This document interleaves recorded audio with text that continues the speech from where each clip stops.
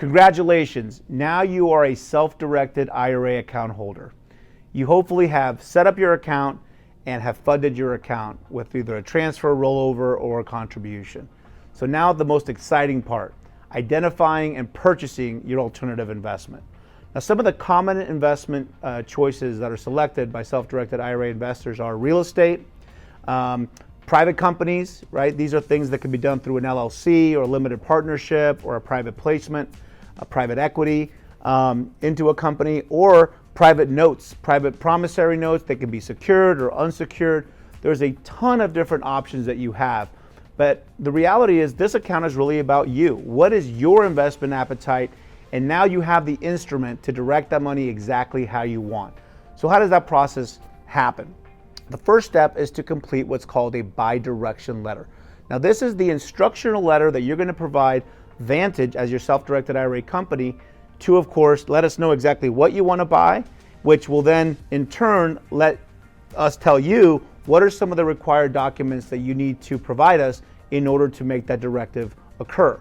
So some of the, of course, the forms that we're going to request are really based on the asset strategy that you have selected, right? So some common documents. So if you're investing, let's say, in an LLC, we'll need to see an operating agreement, right, or a subscription agreement.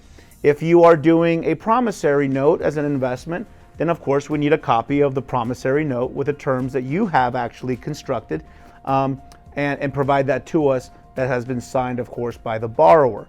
Let's assume that you want to invest in a rental property, a direct investment into a rental property.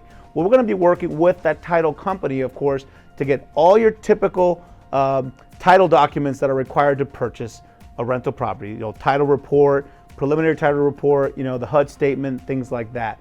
So really, all of those documents really depend on what type of asset strategy you're going to have. Once you provide those to your IRA administrator or custodian, then of course, we move into the second step of this process, which is maintaining your self-directed IRA. Now, what does that mean? It basically means like things like, you know, receiving investment income or paying asset expenses. So again, let's look at some examples. If you are buying a rental property with your IRA, you are going to have to, if there's an expense that's due, you know, you have some maintenance on the house, maybe you have to call a plumber out there. Well, 100% of the expenses that are due on any asset that you hold within your IRA must come from your IRA balance, right? And the same thing with the rental income. So the tenant's paying rent, the rent check's going to be sent over to Vantage to deposit inside of your self-directed IRA.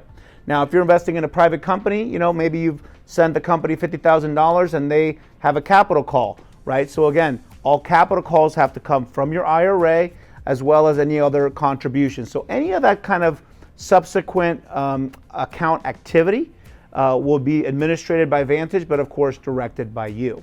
Now, lastly, and it's something that has to happen annually, is the value of the asset that you are holding inside of your self-directed IRA. That's called a fair market valuation.